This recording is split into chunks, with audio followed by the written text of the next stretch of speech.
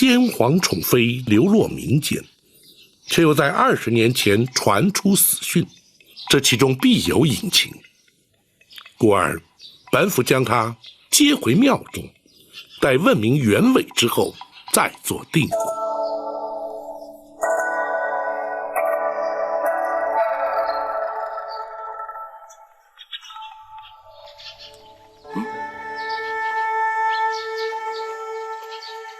老夫人，大人和公孙先生来看望您了。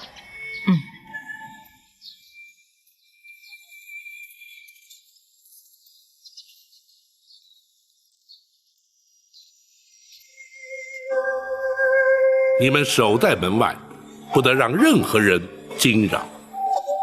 是。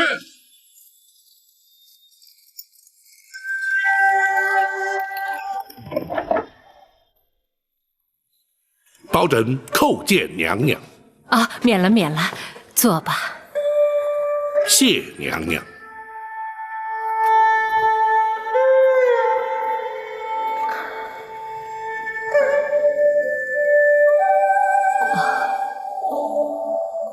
20年了，哀家几乎已经忘记打扮光鲜洁净是个什么样子。娘娘委屈了。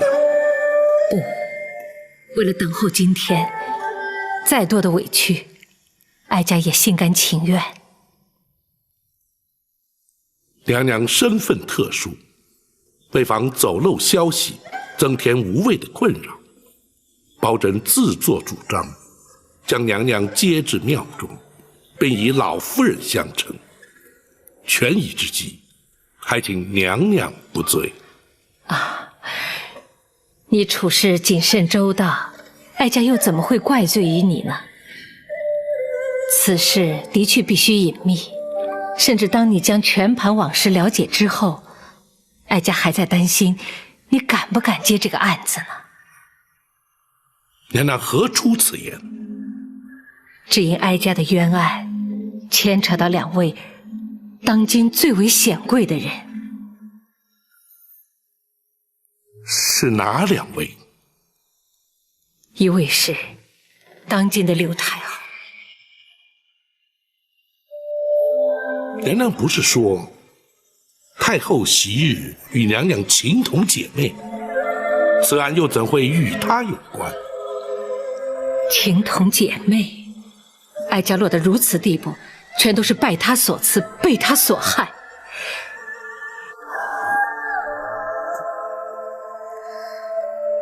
当年哀家的预产期比她早，临盆之际，先皇来到玉成宫探视。爱妃啊，太子就在爱妃的腹中，就看他打算什么时候出来了。皇上怎么又来了？现在是男是女还不知道呢。皇上怎能肯定一定是男婴呢？错不了，产期就在这几天，朕有十足的把握。是啊，一定是位太子。如果明日出生，可就和八王爷同月同日生辰了。哦，哎呀，朕差点忘了，明儿个正是玉帝的寿辰呐。真巧，若是能和八贤王一样的生辰，那日后肯定和八贤王一样贤德。但愿如此啊。陈琳，奴婢在。去御果园采些应时果品，与八贤王送去。奴婢遵旨。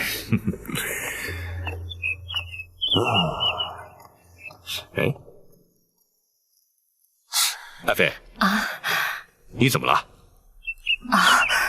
没什么，只是在临盆期间，臣妾有点心慌。没关系，头一胎嘛，总是在所难免，别担心。首席产婆早已准备妥当，随时会进来的。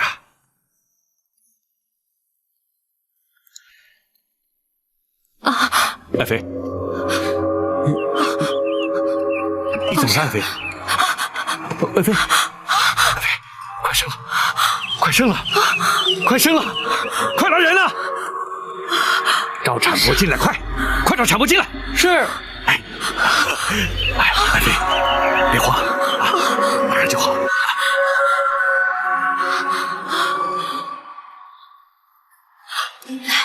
用力，再使点劲儿。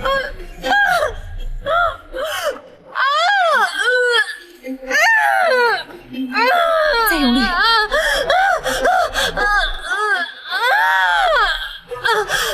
使劲儿。快了。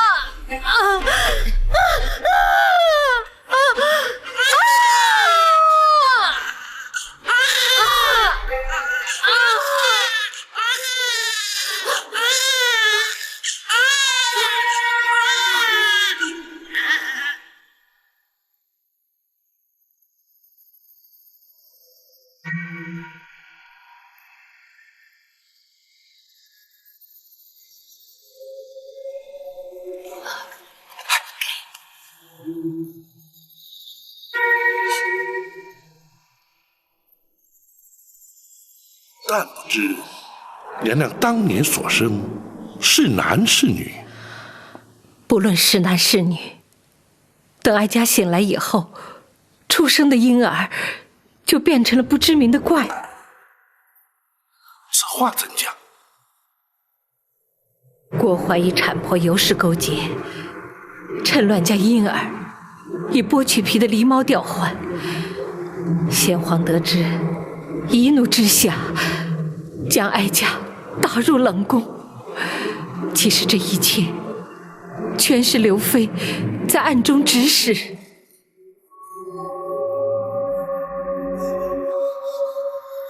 娘娘，可否容学生冒昧一问？公孙先生请讲。当时娘娘历尽昏厥，怎知使郭槐与尤氏勾结？又怎知全是刘太后暗中指使呢？公孙先生问得好。在哀家被打入冷宫7年以后，陈琳来到了冷宫，将刘妃的阴谋一一揭发。哀家那个时候才知道，自己产下的真是个男婴。陈总管虽是先皇驾前的首领太监，却又怎会知晓如此隐秘之事？当日陈琳去玉果园，在返回的途中，巧遇金华宫的宫女寇珠。陈公公，陈公公，寇珠，你这么鬼鬼祟祟的，是不是做了什么亏心事啊？请公公救命！救命？救谁的命啊？救你？不，救他。这是哪儿来的婴儿？是李娘娘方才生的太子。你怎么把太子给偷出来了？是郭槐郭总管勾结产婆，用死狸猫把太子换出来，要寇珠，求公公救太子一命，公公救命啊！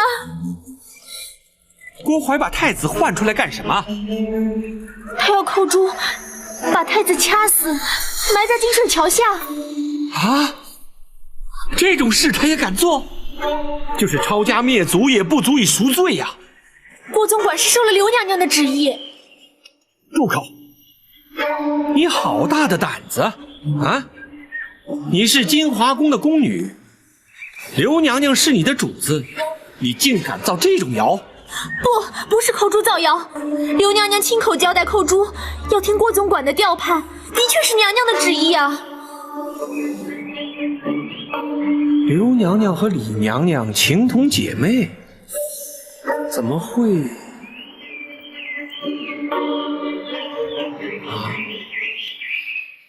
难道是为了争夺正宫娘娘之位？李娘娘产下了太子，皇上就要封她为皇后？一定是这个缘故。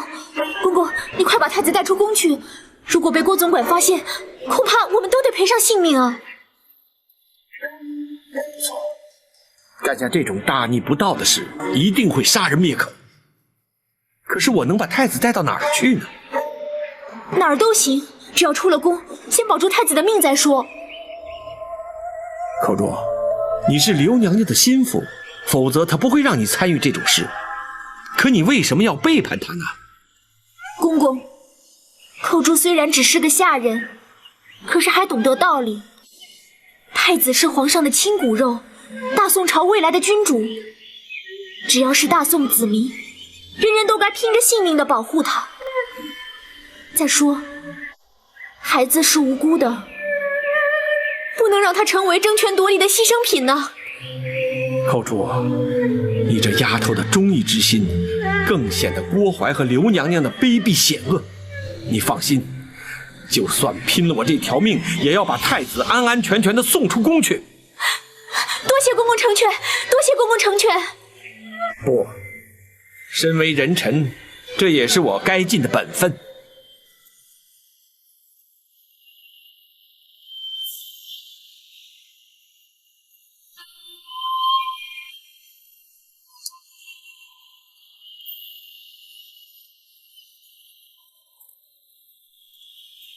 寇珠，你自己要多加小心呐。是。竟有这种事，这不仅是耸人听闻，简直是匪夷所思啊！若说出去，的确是让人难以置信。不对，那陈琳既然将婴儿送出宫去，想必有个去处。娘娘应当不会不知。不错，哀家知道他在何处。娘娘，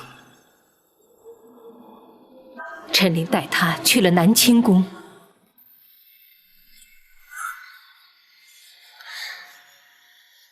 南清宫是八王爷的府邸，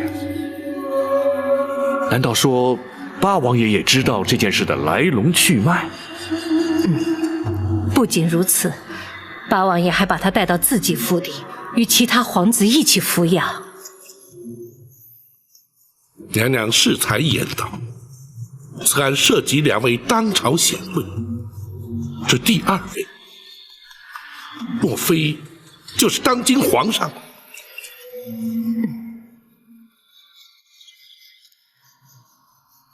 而当年襁褓中的婴儿，也就是如今的大宋皇帝。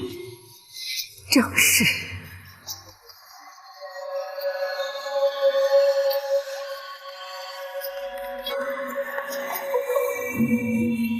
好一位贤德忠心的八贤王！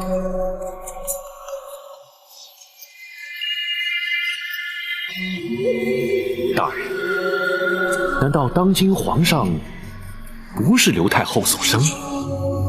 因果报应。在哀家被打入冷宫以后，他虽然也生了一名男婴，并封为东宫太子，他自己也如愿以偿地坐上了正宫之位。不幸的是，太子6岁时得病身亡，终究还是落了一场空。先皇伤心之余，从此沉溺于道家之学，并由诸王皇子之中遴选太子。八王爷便是趁此时机，将先皇亲子送入宫中，保住了先皇血脉。然而，当时八王爷因何不向先皇禀告此事呢？后宫权力倾轧，自古皆然。当时若是揭发此事，非但难以取证，甚或危及太子性命。八王爷隐忍不报，也是情非得已。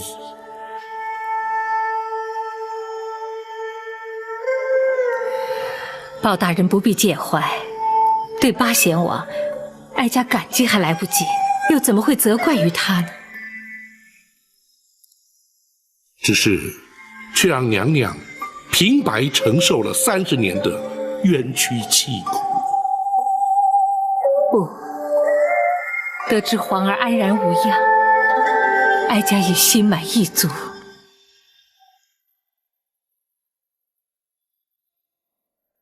既然八王爷要隐瞒此事，那为何陈总管却在7年之后去冷宫禀告娘娘呢？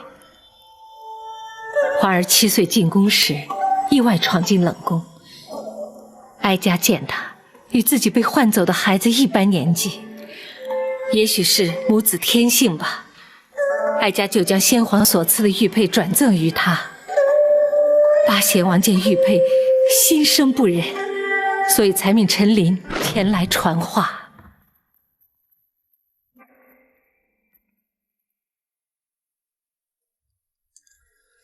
娘娘，有人看您来了。冷宫静地，又有谁会来看我？回娘娘，是奴婢陈琳。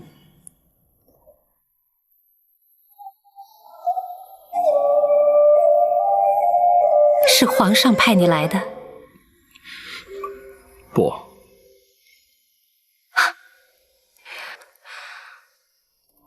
我真是痴人说梦话。我打入冷宫已经7年了，皇上从来没有来过这里，他怎么会派你来看我呢？娘娘受的委屈，奴婢全知道的。你怎么会知道？连我自己都渐渐相信，当年生下的是个怪物。不，娘娘生的是一位皇子，是皇上的嫡亲血脉呀。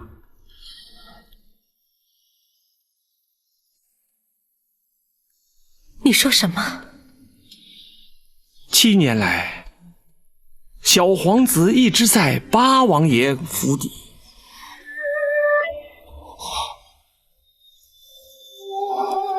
你说什么？你再说一遍。八王爷谎称是自己亲生，而且蒙圣上钦点为东宫太子啊！东宫太子？你是说，日前误闯冷宫的那位太子，是本宫的亲生骨肉？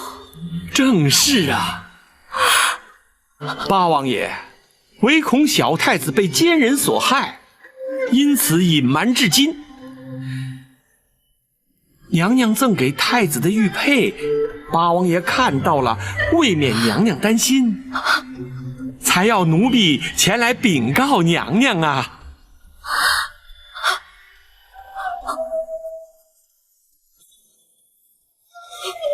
果真。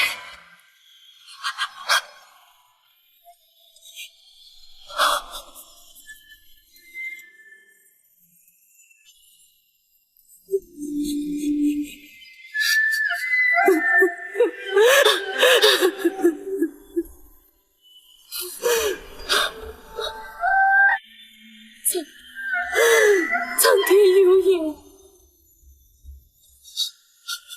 我那皇儿竟安然无恙。娘娘，八王爷特别交代，此事切莫声张，若要被奸人得知，后果就不堪设想了。是谁？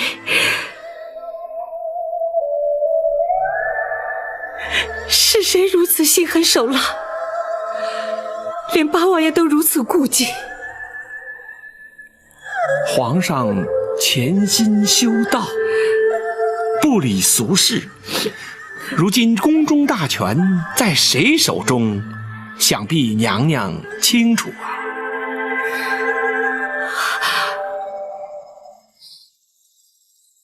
是他。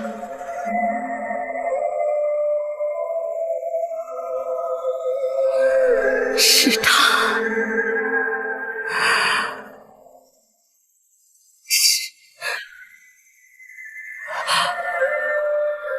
是刘妃，正是他呀！刘娘娘觊觎正宫娘娘大位，才才指使郭槐定下这狸猫换太子的阴谋啊！我和她情同姐妹，情同姐妹，她怎么会如此心狠呢？唉，权势诱人啊！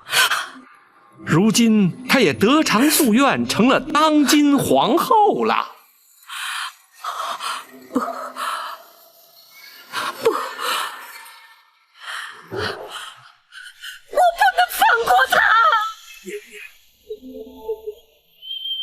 你去告诉皇上，就说本宫要见他，快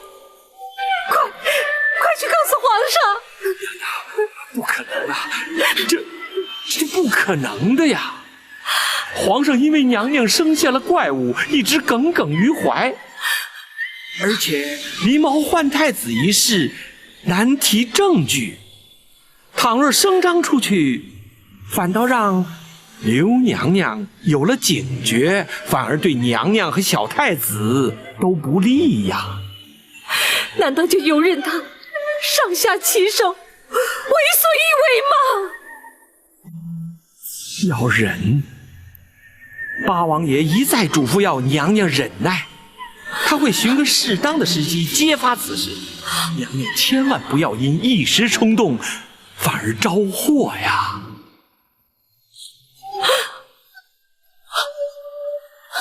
为了确保皇儿平安，哀家也只好忍耐，只好每天夜里焚香祝祷，祈祷上苍保佑皇儿，盼他不受伤害。既然如此，娘娘又怎会诈死逃出宫去，又怎会隐姓埋名长达20年呢？不错，皇宫内院门禁森严，冷宫更是严禁外人进出。当年太子年纪幼小，或可侥幸闯入，娘娘却是断无逃出之理。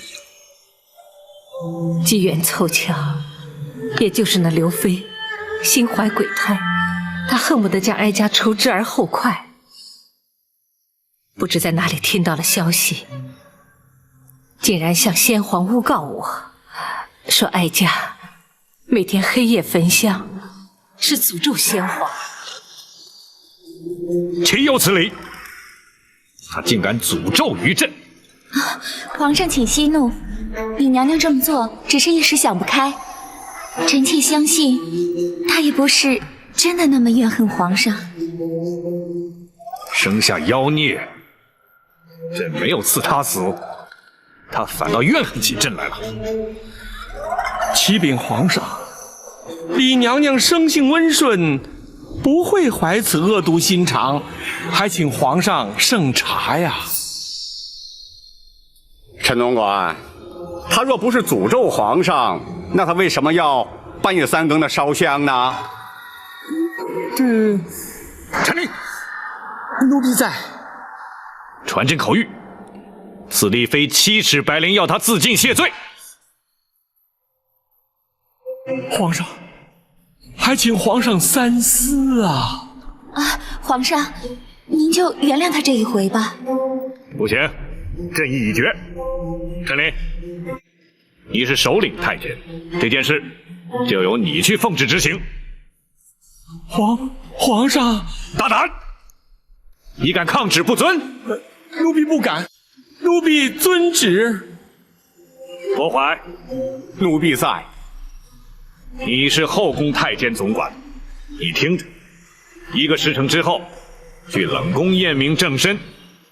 奴婢遵旨。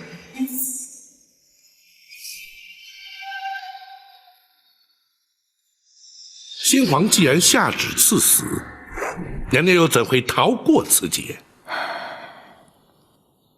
提起此事，也实在令人心酸。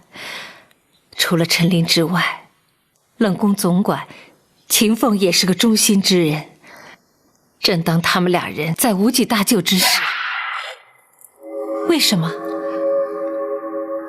非要置我于死？娘娘，时辰紧迫，娘娘若不立刻逃出宫去，就性命难保。是啊，怎么逃？宫中禁地，守卫何等森严，逃不掉的。算了，不会有机会的。娘娘请放宽心，奴婢有法子让娘娘逃出宫去。就算如此，郭槐不见尸首，岂肯罢休啊？一旦禀明皇上，究竟还是会被追回来的。回娘娘，有尸首。这话怎么讲？奴婢已安排好了替死之人。替死？是啊。于中，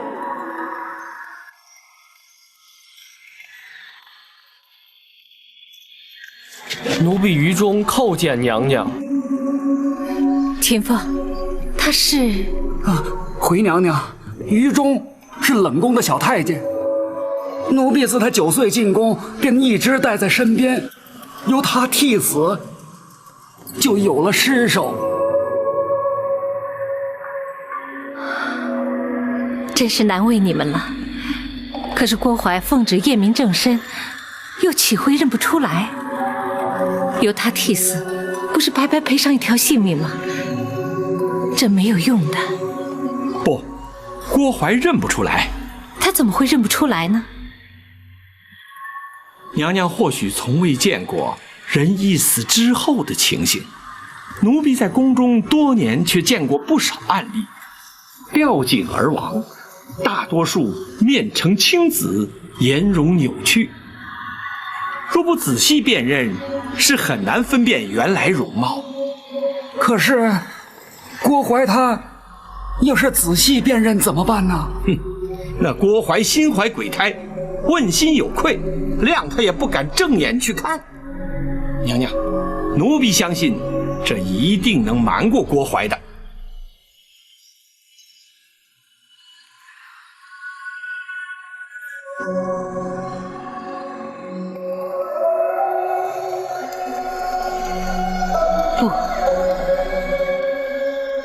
不，就算郭槐认不出来，本宫也不能为了自己活命，而让于中去替我死啊！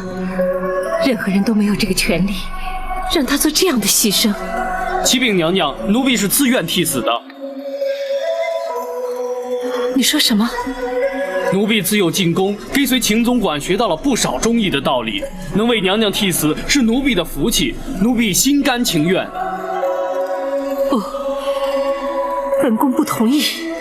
请娘娘成全奴婢的一片忠心。让你替死，固然可以让你得到全忠，可是本宫却成了不义之人，本宫万万不能同意。娘娘，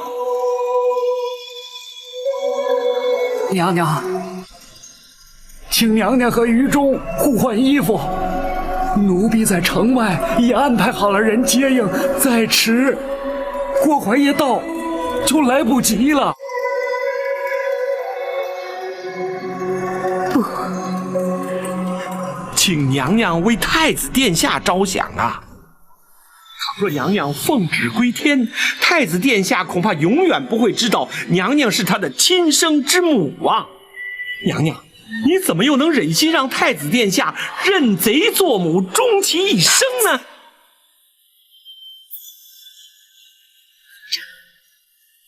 只要留得性命在，终有一天，太子殿下和娘娘能够母子团圆。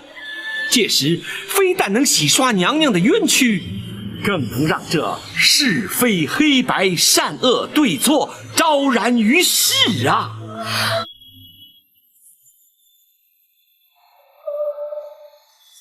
请娘娘成全。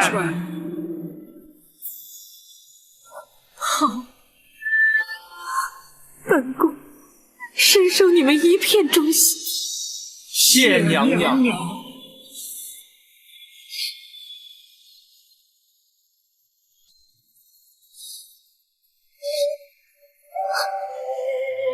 好一个忠肝义胆的小愚忠。无论是于中，还是秦凤、陈琳，他们都是哀家生命中的贵人。若无他们帮助，哀家恐怕早已命丧九泉了。娘娘，既然那秦凤替娘娘安排了接应之人，又怎会让娘娘流落至此，饱受穷困苦难呢？也是造化弄人，秦凤的确派人接应了哀家，而那个人在接应哀家前往避难之所的途中，不幸染病身亡。哀家举目无亲，四处游荡，盘缠用尽，只好乞讨为生。那个张毅原本是个小乞儿，哀家将他收为义子，相依为命。如今他已长大成人，以卖菜为生，奉养哀家。日子过得虽然清苦，倒也能够勉强度日。宝琴，臣在。如今你已经明了了此事的来龙去脉，哀家的冤案，你可还敢接？回娘娘，如今已无关乎敢或不敢。保朕身为人臣，却徒令太妃娘娘蒙冤受屈，一事不忠。如今保朕定当竭尽心力，为太妃娘娘平反。有你这句话，我就安心。林娘娘，事关重大，不可不慎。为求掩人耳目，请娘娘全充包拯失散多年的远房表亲，也好名正言顺同返京城。恳请娘娘恩准。一切就依你。谢娘娘。娘娘，学生敢问，娘娘的双目是如何失明的？哀家也不清楚，不知什么时候就看不见了。可否让学生替娘娘看看？哦，公孙先生还能治病？公孙先生精通岐黄之术，或可查出些端倪。既然如此，就有劳公孙先生看看吧。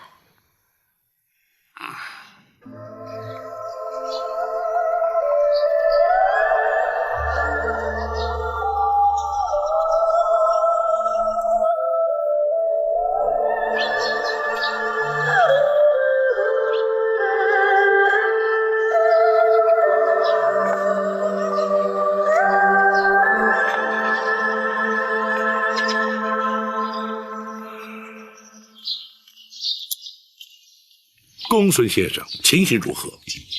大人，老夫人是因为念子心切，终日以泪洗面，导致哭瞎了双眼。可有复明之计？拖延时日过久，恐怕难下定论。学生尽力而为。大人如今作何打算？此案牵涉太广，一时尚难有对策。然而无论如何，都必须尽快回京，以免夜长梦多。王朝马汉在，准备一顶软轿为老夫人代步，一旦准备妥当，立刻启程回京。是。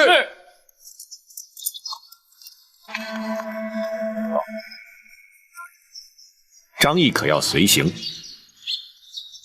不，他若随行，恐会起人疑窦，让他留在庙中，不得对外声张。是。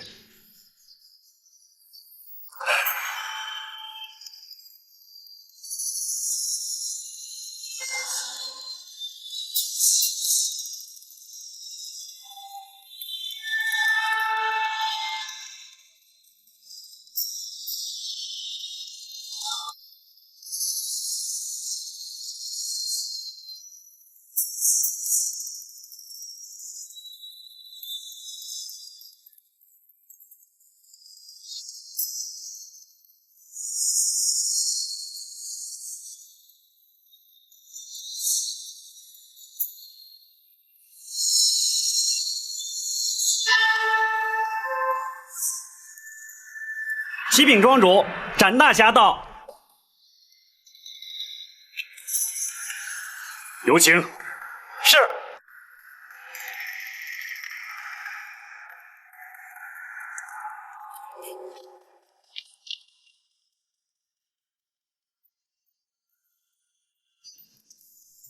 南侠展昭亲临陷空岛，卢某未曾远迎，还望展大侠休要见怪。詹某不请自来，失礼之处，还请庄主海涵。好说好说，来，请坐。庄主请。请。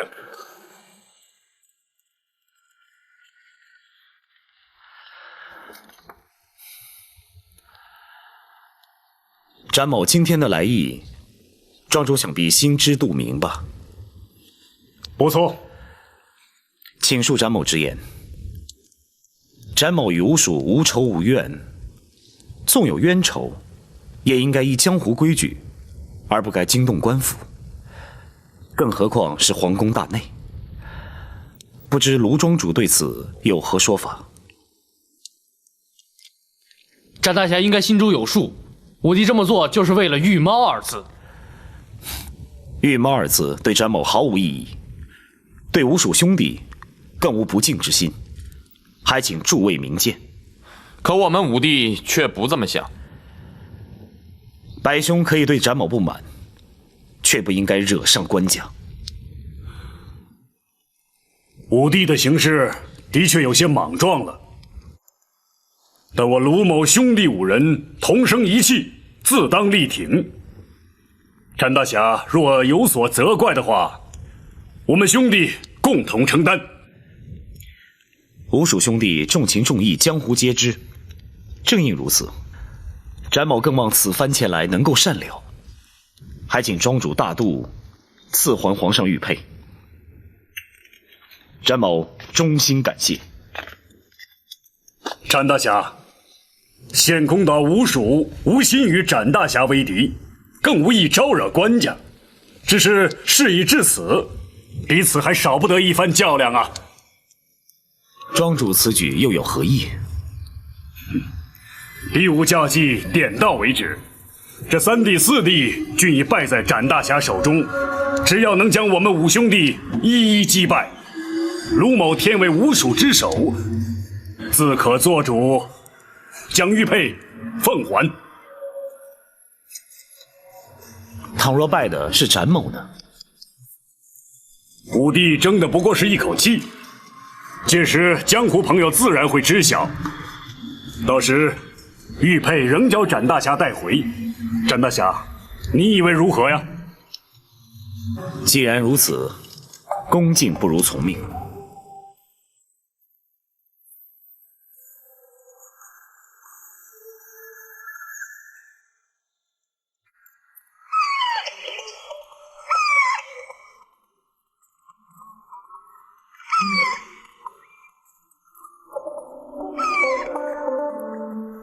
庄主要比的是这木桩刃。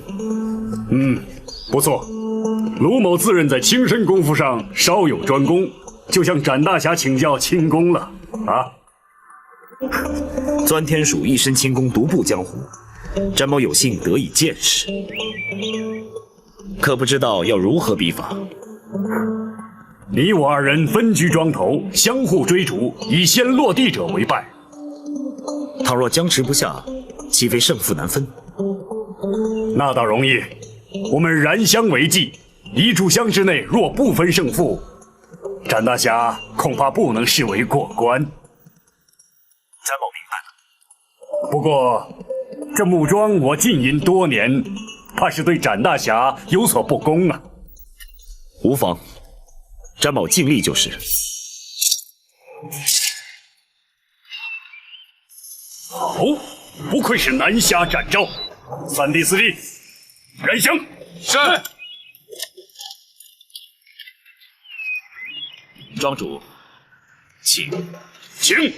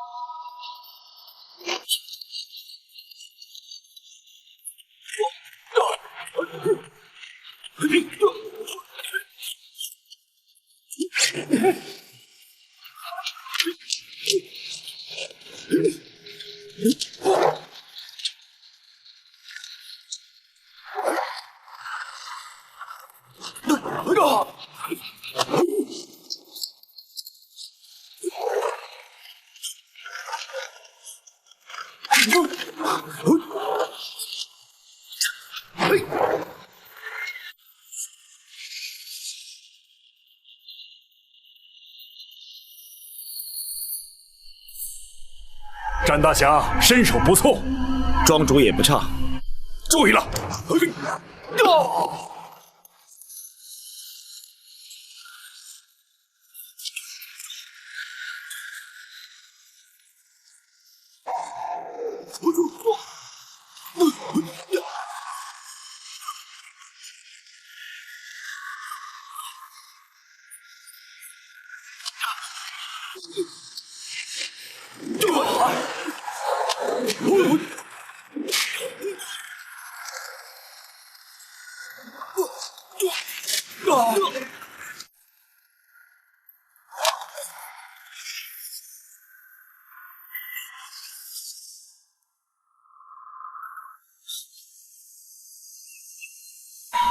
展大侠，没有时间了，庄主请留神。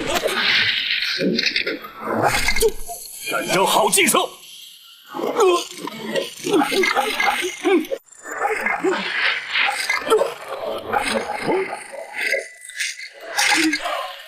好腿！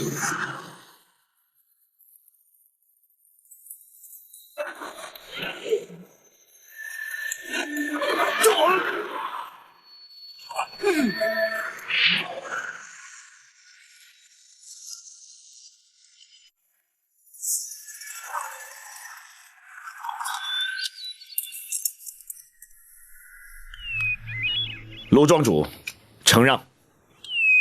卢某输的是心服口服。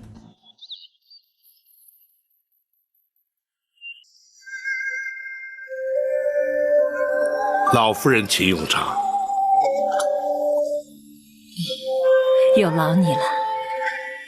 老夫人是包拯尊长，亲奉茶水，自是理所当然。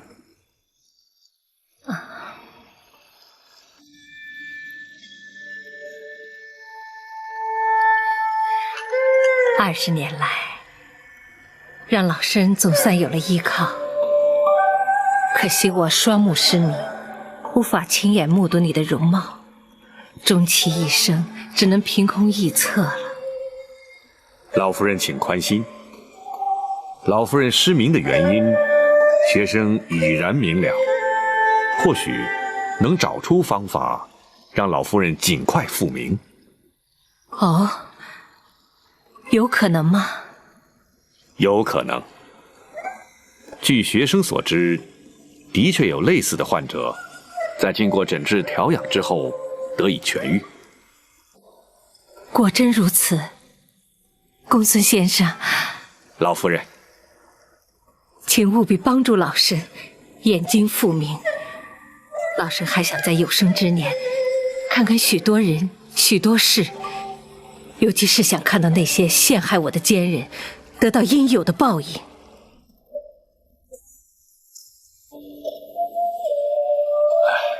老夫人，你的演技最忌讳的就是动气，也不宜伤心激动。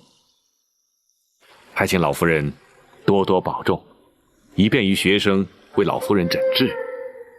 啊，医者之言不能不听。 老身遵命就是。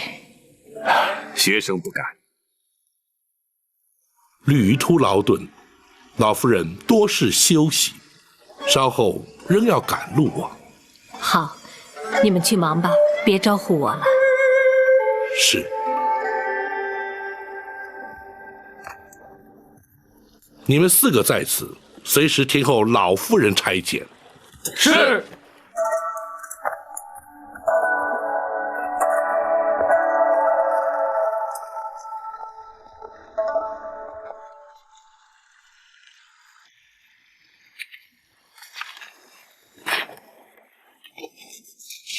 大大人返京之后，打算如何着手？公孙先生估计，太妃娘娘所言之事，真假如何？学生以为90%是真。不错，本府也如此认为。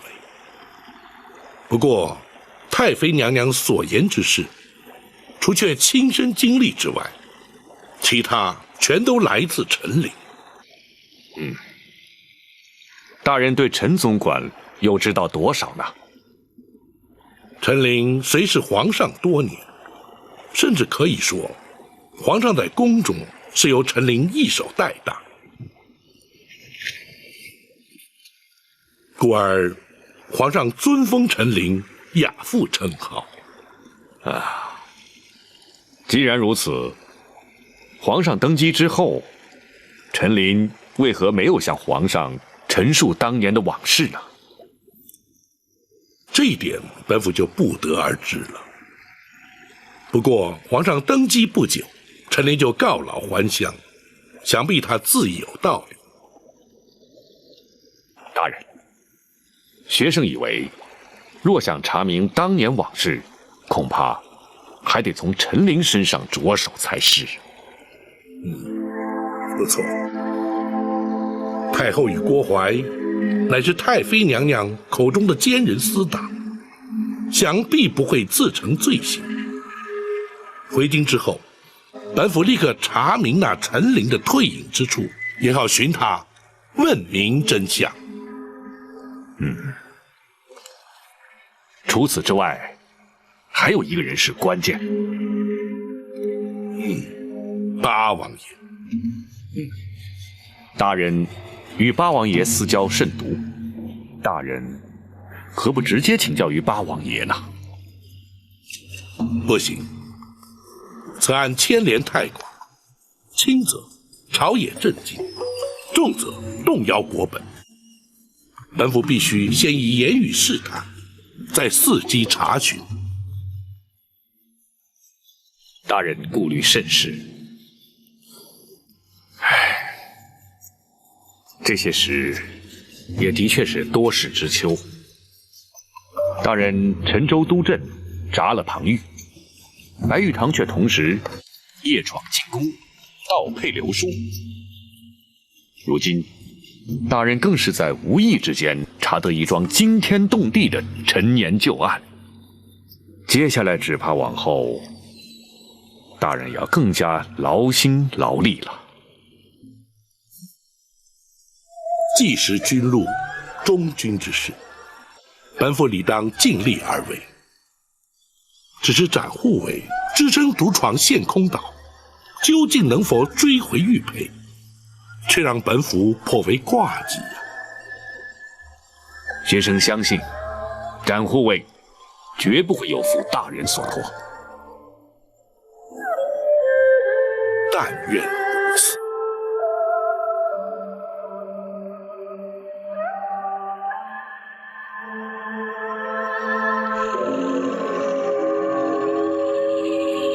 展大侠果然名不虚传，不过卢某武帝在我兄弟之中武功最高，展大侠却未必能够轻易过关呐。锦毛鼠白玉堂武功精湛，名震江湖。詹某无心与白五爷较量，若白五爷肯赐回玉佩，詹某敏感五内。展昭，我入宫盗佩为的就是你，你既然来了，这场比斗就免不了。詹某与白五爷并无过节，白五爷又何必苦苦相逼呢？哼，毛鼠乃是天敌，展大侠又何必明知故问？玉猫二字是皇上所封，詹某无意对吴蜀不敬。江湖朋友却不这么认为。那好，詹某承诺，从此以后永不用玉猫二字。可却堵不住江湖上悠悠之口。詹某已经退让至此，那白兄言下之意又该如何呢？你我分出高下，定出胜负。除此之外，别无他法。武帝，大哥，事关吴蜀名声，莫再相劝。既然如此，展某就向白五爷讨教一番。比武切磋，点到为止。大哥，刀剑无眼，江湖中人又岂会在乎？不过，先请几位哥哥退出10丈之外，以免妨碍展大侠施展。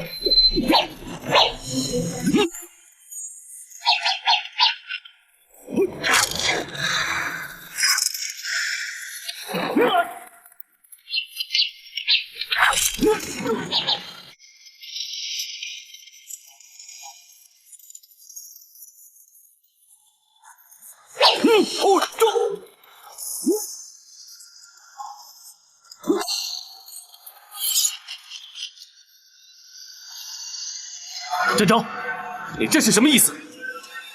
白兄意所何指？你为何剑不出鞘？你是存心看不起我白玉堂？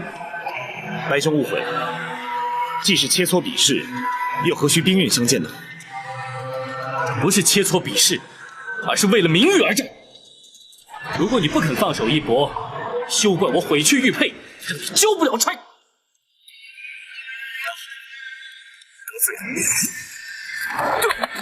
来得好！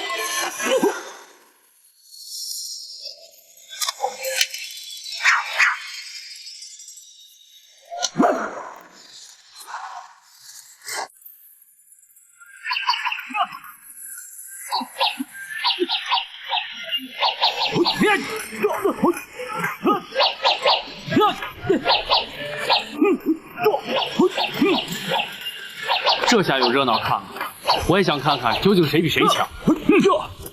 展昭似乎未尽全力啊，看着形势有点怪。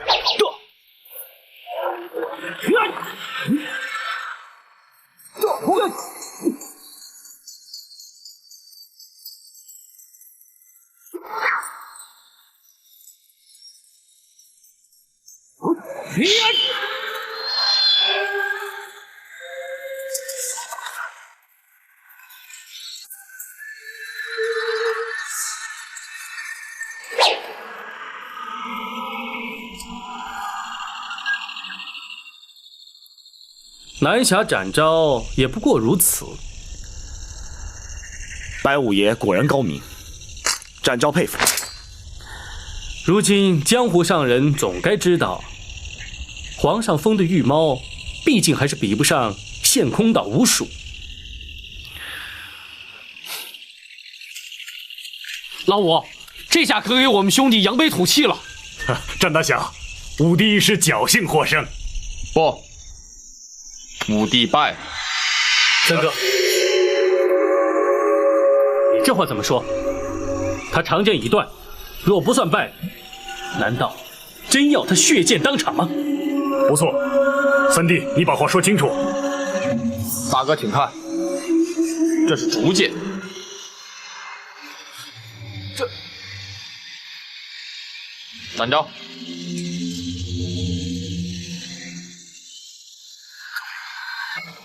请听展昭一句肺腑之言。詹某原本无意与吴蜀为敌，更无伤人之心，故而只能以竹剑明志，还请诸位包涵。虎弟，展昭，白兄，同是武林中人，江湖同道。詹某对吴蜀兄弟侠义之风，常有惺惺相惜之感，还请白兄撇去成见，赐还玉佩。虎弟，大哥不必多说了。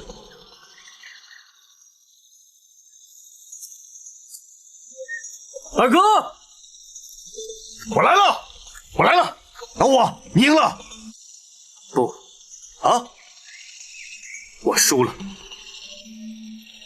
不过，不是输在技不如人，而是输在气度。南侠之所以称为侠，我白玉堂今天总算见到。白玉堂输的无话可说。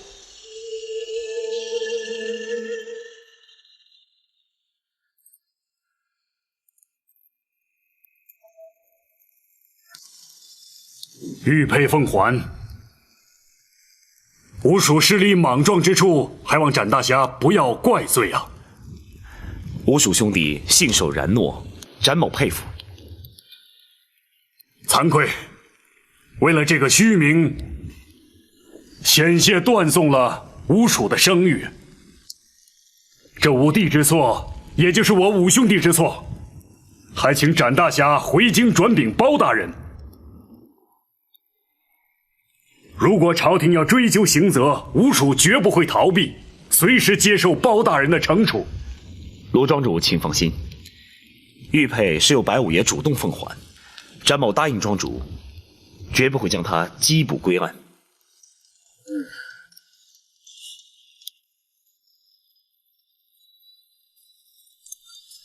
怎么不见白五爷？老五虽然输了，可是面子上挂不住，想必是躲起来了。五弟啊，幸亏是认输了，否则这雷一响啊，可就糟了。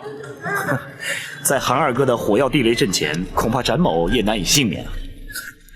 哎，不，展昭，别再提了，这事儿本来就不光彩，如果要再提的话，我也得找地方躲起来了。展大侠，难得来我陷空岛，何不在此盘桓几日再走啊？不，皇上限期追回玉佩，想必包大人此刻是心急如焚，詹某必须马上启程回京。他日有空，再登门拜谢。那好，那我们兄弟就不留展大侠了。四弟啊，在，你亲自送展大侠过湖。好，没问题。不敢有劳蒋四哥。放心，这次我不会把船拆了。告辞。告辞。请。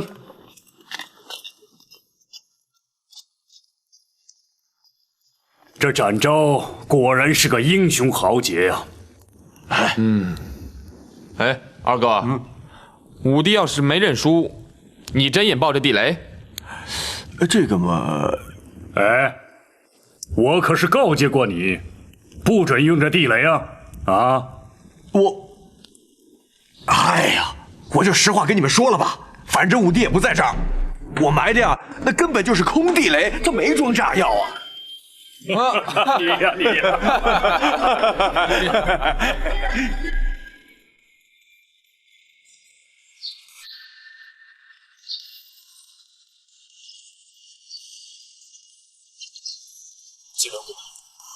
他日有空，詹某必定登门拜访。好，如果有需要，随时知会我们兄弟，我们会立刻赶到。陷空岛无属肝胆相照，詹某今天总算是见识了。蒋四哥，后会有期。后会有期。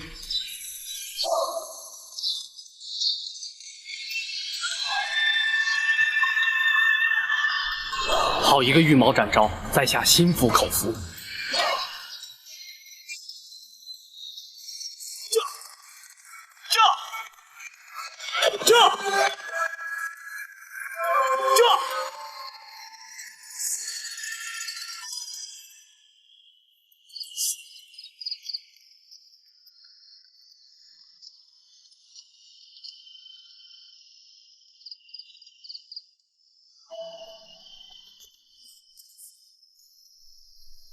你且先行退下。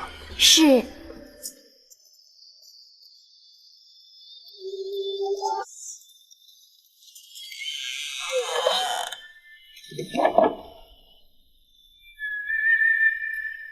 娘娘，府衙内并无女眷，这厢房乃是为包拯嫂娘来京暂住所备，不周之处，还请娘娘见谅。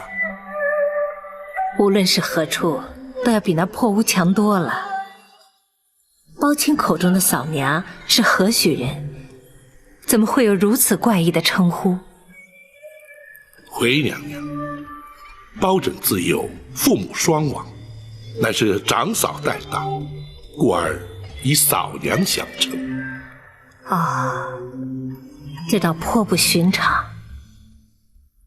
嫂娘之于包拯，虽无生育之恩，却有养育之情，故而包拯始终以人子之礼视之。包青能视长嫂以孝，的确是难能可贵。所谓百善孝为先，无怪乎能成为朝廷支柱，社稷栋梁啊！娘娘谬赞，包拯只是略尽本分而已。哀家可羡慕得很呐。娘娘请宽心，一旦全案查明，彻底平反之后，娘娘定可以与皇上重续天伦。然而在此之前，还请娘娘多加忍耐。哀家自知此案难办，所谓事不关心，关心则乱。也罢，哀家一切尽待包青安排吧。是，包拯立刻着手。你奉旨陈州督镇返京，为何不进宫面圣交旨呢？若非奉诏夜不入宫，乃是宫中的体制，包拯岂敢不遵？再者，惊扰圣驾总是不该。明日早朝之后再做禀奏也还不迟。他可是个好皇帝。皇上年事虽轻，却老成持重，称得上是一位仁德之君。那就好。哀家20年前总算是和他见过一面，那时候他才7岁。不知现在长成什么模样了。皇上英武威仪，与先皇颇为神似。是吗？哀家恐怕永远也无缘亲眼见到他了。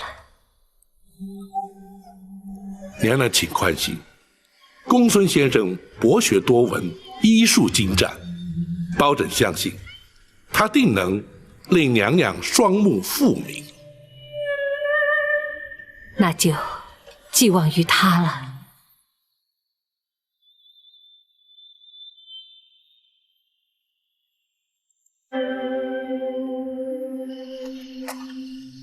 大人，学生翻遍医书，搜尽枯肠，总算是不辱使命。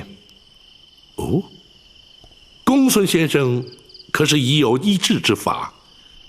大人，老夫人抑郁终日，以泪洗面，双目血路受阻，挚爱难通，久而久之，经脉受损，导致失明。然而状似真盲，实则却是假盲。哦，何谓假盲？老夫人的失明只是暂时，而非永久。学生若是以金针过血之术打通血脉，再佐以活血明筋之药，滋补调养，学生确信当能痊愈。如此甚好。就劳公孙先生明日一早就开始为娘娘诊治。是，学生遵命。大人，王丞相来访。相爷怎会在此时前来？快请至花厅说话。是。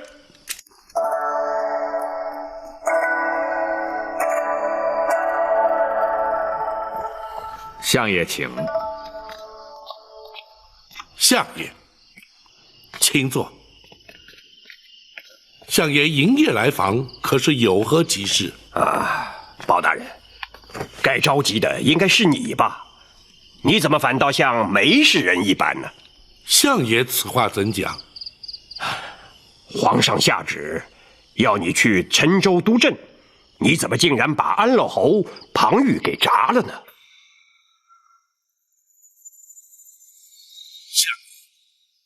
那庞玉克扣政粮，私吞朕银，更假借赈灾之名，广征民工，营造私宰，强裸民女，成其私欲。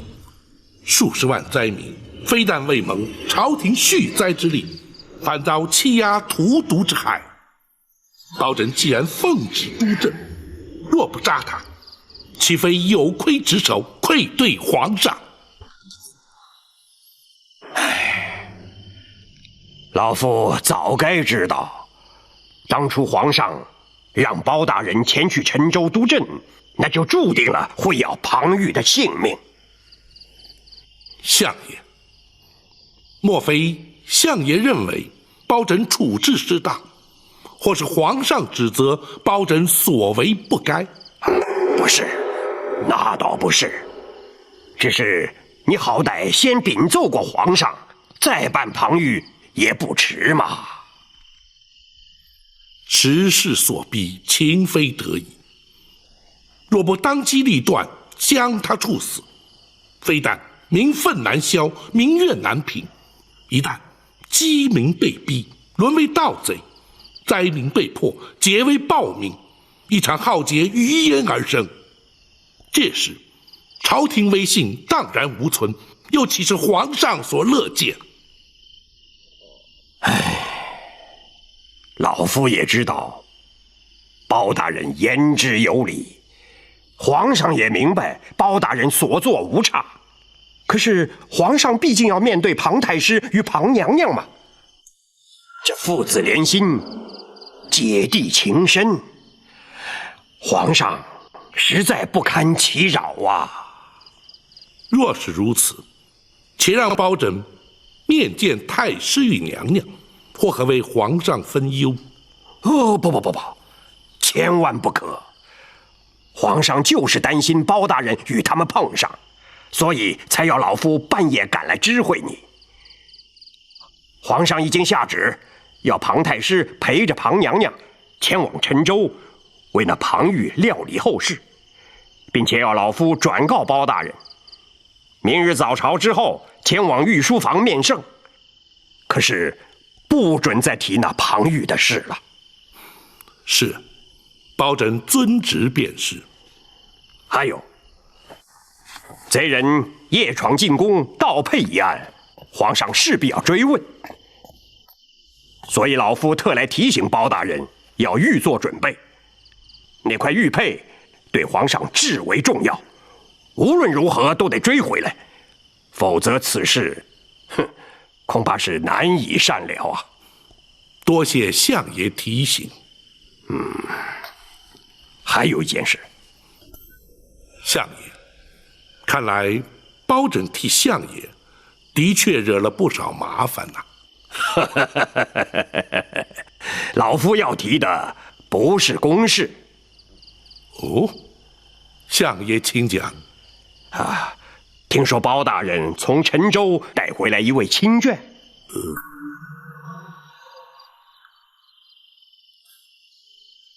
相爷何以得知？包大人一向公而忘私，夫人家小均在泸州老家，从未进京。这回从陈州带回一位亲眷，反倒轰动了京城啊！相爷取笑了，那是包拯一位失散多年的远房亲眷。哦，失散多年，得以重聚，倒也难得呀。相爷，这位老夫人不幸双目失明，大人将她带回京城，是要学生为老夫人治疗。哦，那能治得好吗？学生尽力一试。好，既是包大人的亲眷，不妨前来相府走动走动。老夫那位夫人呐，可是出了名的好客呀。是，多谢相爷抬爱，包拯日后定当安排。好，皇上交代的话，老夫都带到了。老夫想说的话也已经说完了。包大人连日奔波，想必累了，老夫不多打扰，就此告辞。包拯恭送相爷。不，你知道，老夫最怕麻烦人了。是，包拯遵命，相爷好走。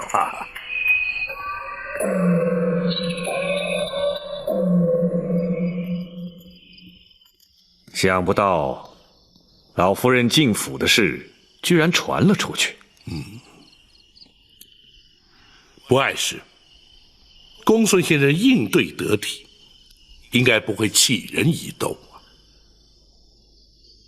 展护卫尚未回来，明日大人面圣之时，打算如何向皇上禀奏啊？实话实说。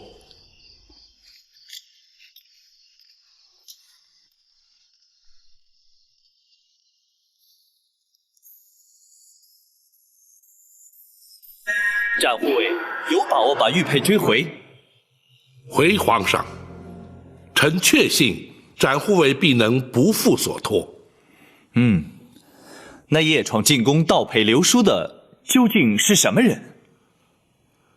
据展护卫指称，此人来自江湖，人称锦毛鼠白玉堂。只因皇上赐封展护卫玉猫称号，心生不服，故而入宫盗宝，意在逼展护卫出面，而并无不利于皇上之行。朕自诩无愧对于臣民百姓，倒也无惧。倘若惊吓到太后，岂非陷朕于不孝？你执掌开封，却让人闯入进宫，朕要听听你怎么说。回皇上，那白玉堂武艺超群，宫中卫士恐怕皆非其敌手，遭他闯入，是因力有未逮。然而包拯也难脱失职之嫌，请皇上下职降罪，臣绝无怨言。皇上，案发之时，包大人与展护卫均不在京师，所谓鞭长莫及，还请皇上不罪免罚。行了，这点道理朕岂会不明白？只是那白玉堂入宫盗佩，是因为朕封展昭御猫之故，乍听起来怎么像是朕的过错了？臣惶恐，臣绝无此意，请皇上慎查。朕不是怪罪于你，只是不满那白玉堂。好了，一旦将他擒获，立刻把他带进宫来，朕倒要看看他是何方神圣，竟然偷到朕的身上来。臣遵旨。对了，府上那位亲眷眼疾治得如何了？包大人休怪老夫，你携眷返京极不寻常，就连皇上都有所耳闻。皇上问起，老夫怎能不说？相爷，哎，的确不能怪王丞相，是朕主动提问的。皇上日理万机，操劳国事，包拯不敢因私务而惊动皇上。这就是包钦的不对。你乃是朕的肱骨之臣，朕表示关心，难道不对吗？臣不敢。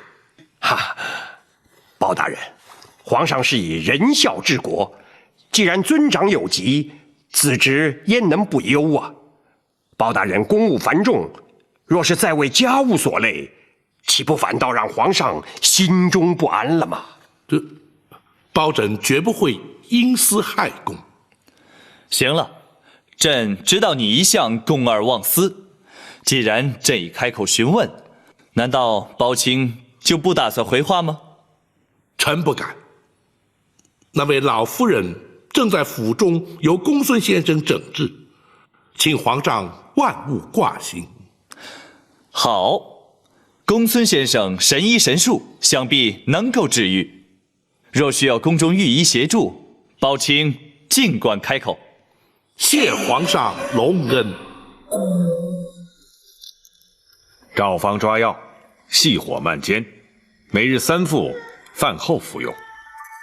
是。公孙先生。老夫人。老身这对眼睛，你真的能治好吗？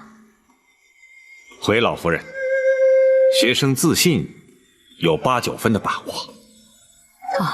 若果真如此，公孙先生真不愧是老身的再造恩人了。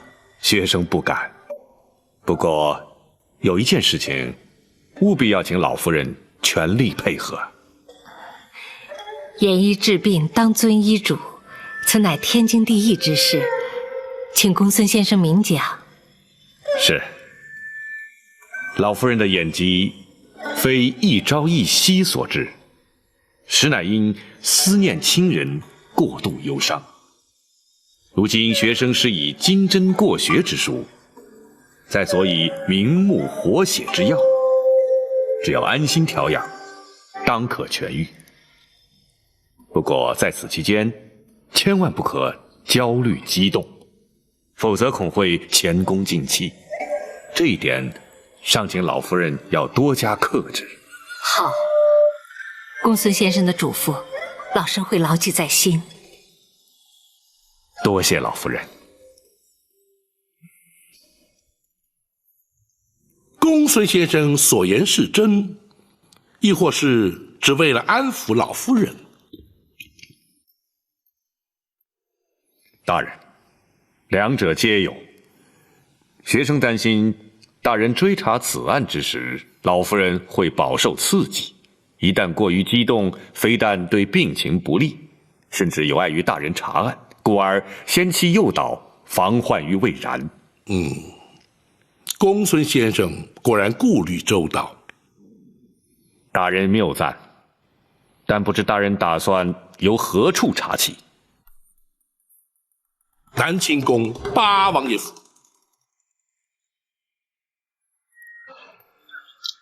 包大人若再不回来，本王可就手痒难耐了。果儿陈州事了，包拯就立刻赶回京了。哦，哼，没想到包大人也会口出狂语啊！不该，不该呀！王爷怎知包拯所言不实？哎，贼人夜闯进宫，盗配流书，惊扰圣驾。包大人难道不是为了此事赶回来的吗？的确难逃王爷法眼，正是为此。追查的如何了？展护卫已前往追击，日内当可将玉佩追回。那就好。若是追不回玉佩，皇上势必耿耿于怀，睡不安枕了。圣驾遭到惊扰，皇上心中不悦，包拯犹能理解。为了一方玉佩，让皇上耿耿于怀，却让包拯不解。此佩对皇上来说意义非比寻常。包拯愿闻其详。那方玉佩原本是太宗皇帝生平最爱之物。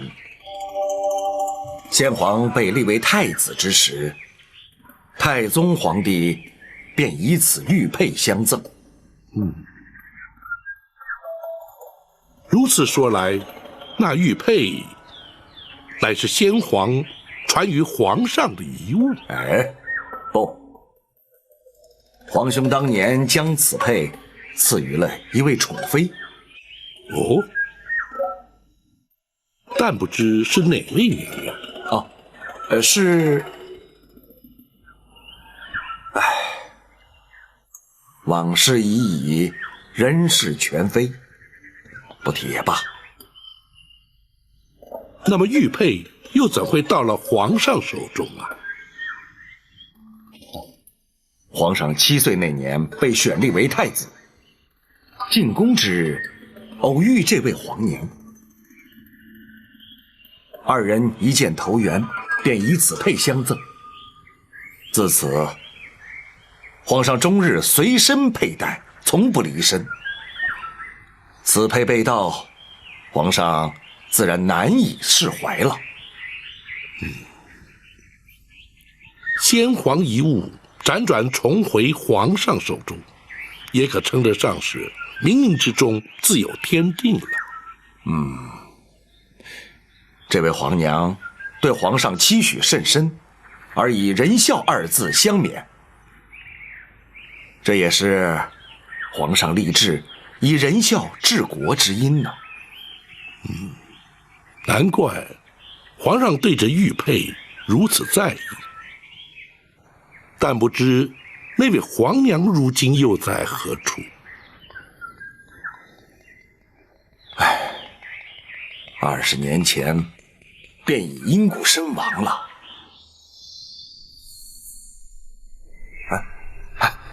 下棋，下棋，不说这些陈年往事了。是。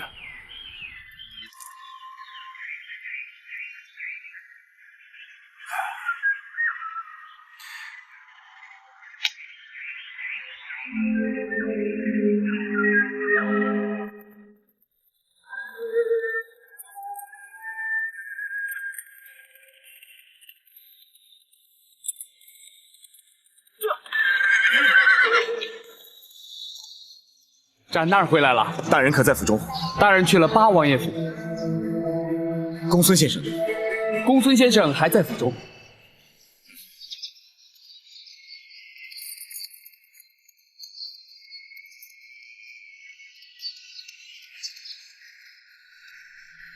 展护卫辛苦了，可曾追回玉佩？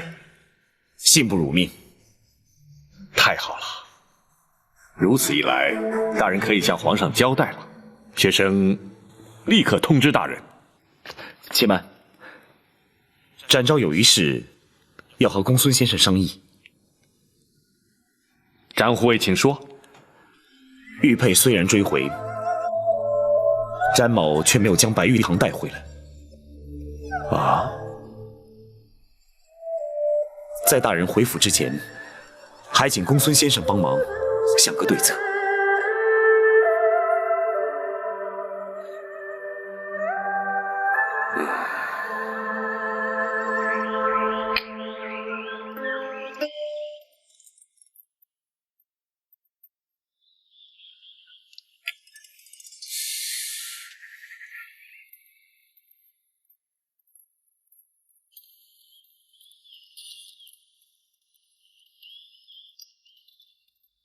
禀王爷，包大人侍卫求见。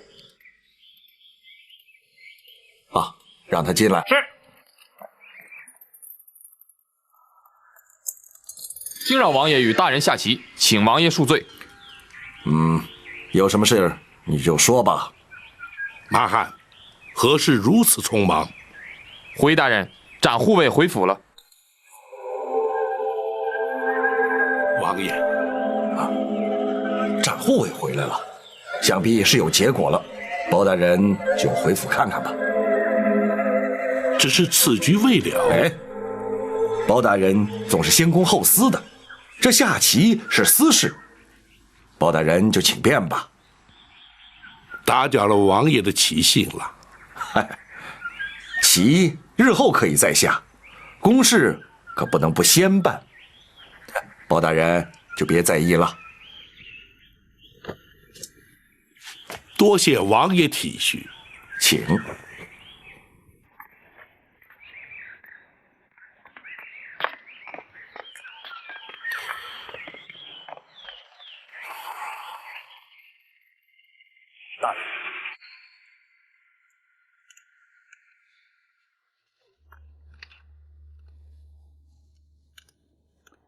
没想到，这块玉佩之中，竟然藏有如此多的纠葛。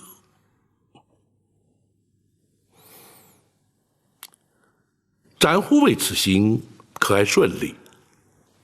回大人，献空岛吴蜀不愧是侠义中人，比武较技虽在所难免，最后还是由白玉堂主动归还玉佩，并未多生枝节。